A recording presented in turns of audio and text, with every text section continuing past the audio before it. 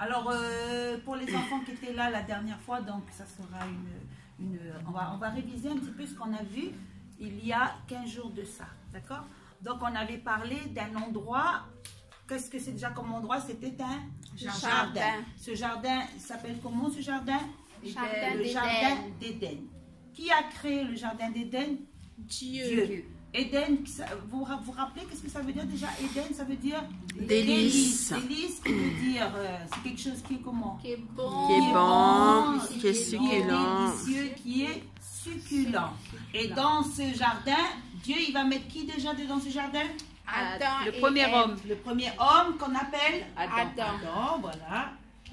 Et ensuite, il va mettre aussi la première femme qu'on appelle Ève.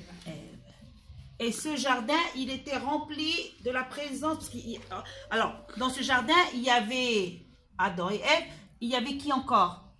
Les animaux, voilà. Mais surtout, la personne la plus importante qui venait chaque jour dans le jardin, c'est qui? C'est Dieu. Donc, le jardin était rempli de la présence de Dieu. Et comme le jardin était rempli de la présence de Dieu, cet endroit, ce jardin, était un endroit où... Comment étaient Adam et Ève dans cet endroit? Ils étaient remplis de joie. Ils étaient remplis de joie.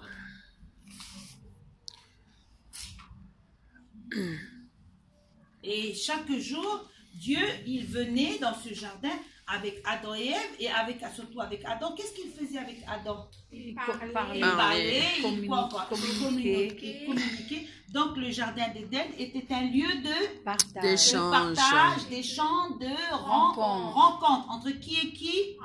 Entre Dieu et Adam. Adam et Ève. Voilà. On a vu aussi que dans ce jardin, c'est pour la première fois que Adam, il va recevoir, parce que quand Dieu venait voir Adam, qu'est-ce que Dieu il faisait avec Adam? Il parlait. Donc Dieu lui donnait à Adam une parole.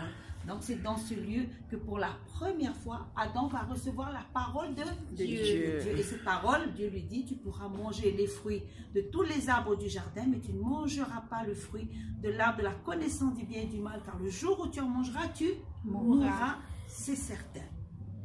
Donc, dans le jardin d'Éden, Adam va recevoir pour la première fois la parole de Dieu. Et on a vu aussi que Dieu, il va mettre deux arbres dans ce jardin. L'arbre de la vie et l'arbre de la connaissance du bien et du mal. Donc, à chaque fois que Adam et Ève vont passer devant cet arbre, et ben, ça va leur rappeler que tout au long de leur vie, ils vont devoir faire un choix. Choisir entre ce qui est bien et ce qui est mal. Mais notre histoire n'est pas terminée. Nous allons découvrir la suite de l'histoire. C'est bon, papa?